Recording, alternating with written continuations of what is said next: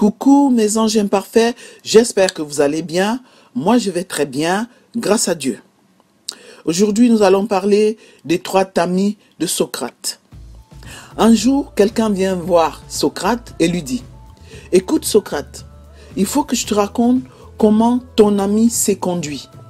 Socrate l'a arrêté tout de suite. Il lui a demandé s'il avait appliqué le principe des 3 tamis. Quels sont les 3 tamis de Socrate?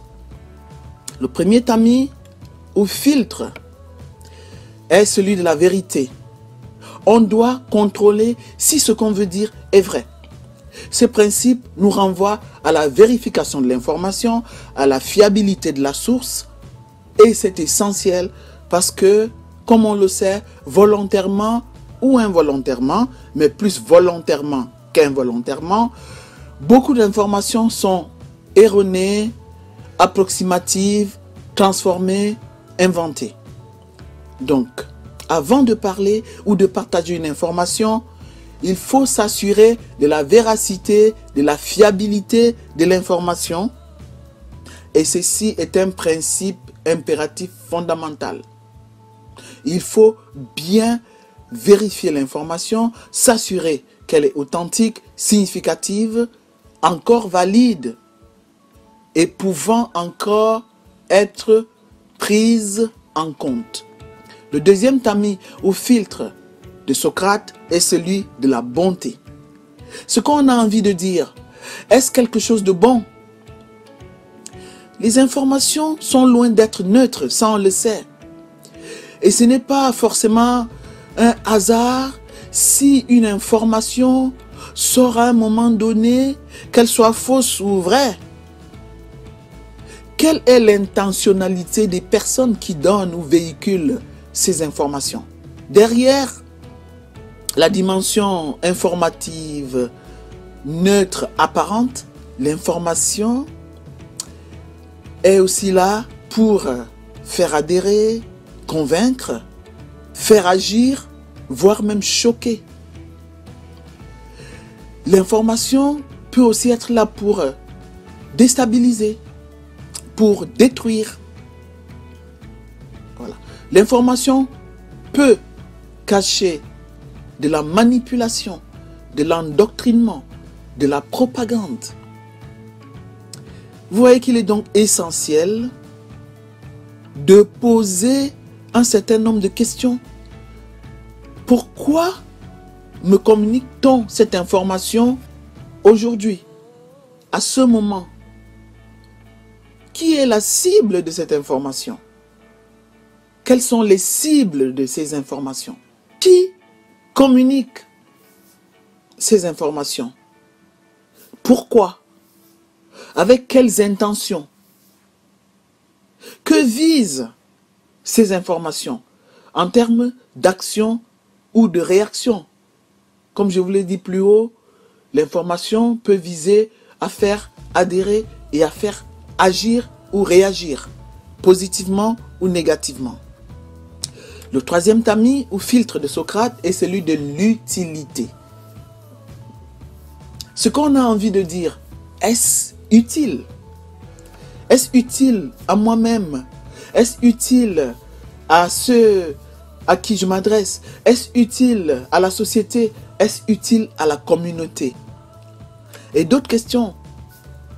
Qu'est-ce que cette information m'apporte? Quelle en est la valeur ajoutée?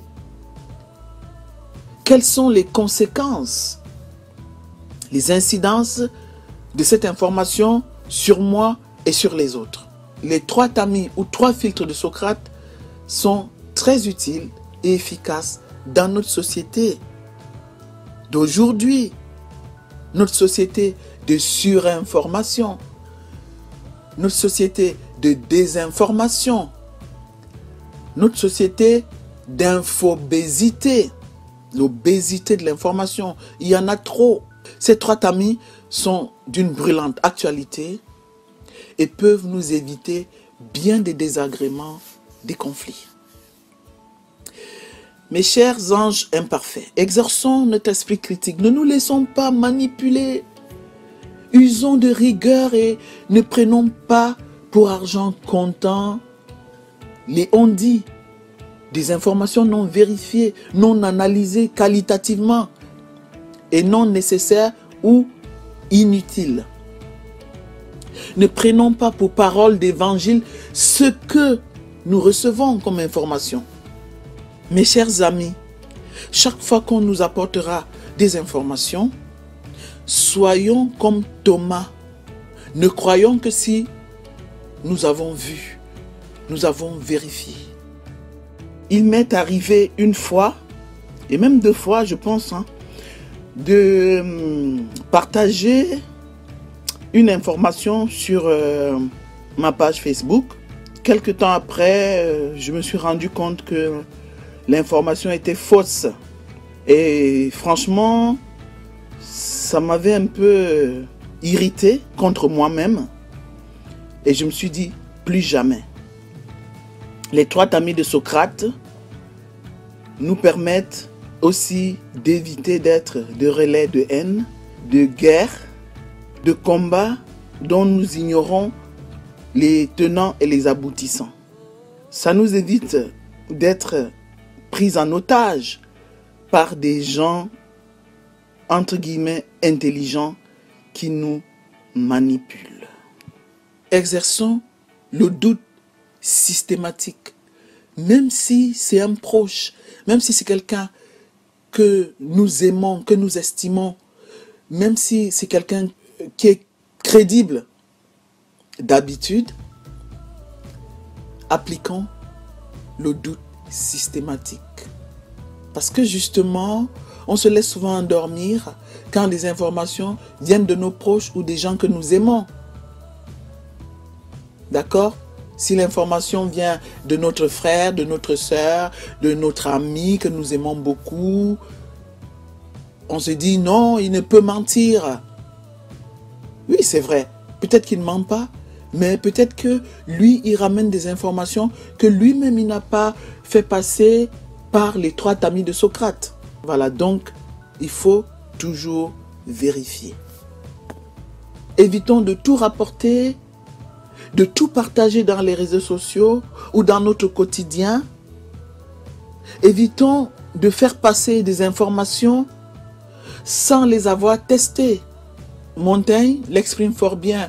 Ne jamais traiter des ragots, des faussetés, ni des choses apparemment prouvées de vérité sans avoir vérifié. Si nous appliquons ce principe, mes chers amis, la famille, nous ne nous rendrons plus complices des médisances, des ragots, des congossas. Nous éviterons de propager de fausses informations et nous ne perdrons pas en crédibilité. La crédibilité, c'est quelque chose de très important. Concluons donc avec Socrate en disant ce qu'il a dit de manière textuelle. Si ce qu'on veut dire n'est ni vrai, ni bon, ni utile, il vaut mieux se taire et même oublier, et j'ajouterai personnellement à jamais. Merci de m'avoir écouté. Activez la cloche de notification pour ne rien rater. Ramenez-nous des abonnés pour que notre chaîne grandisse et touche plus de personnes. 1000 bisous et 1000 choses. On est ensemble.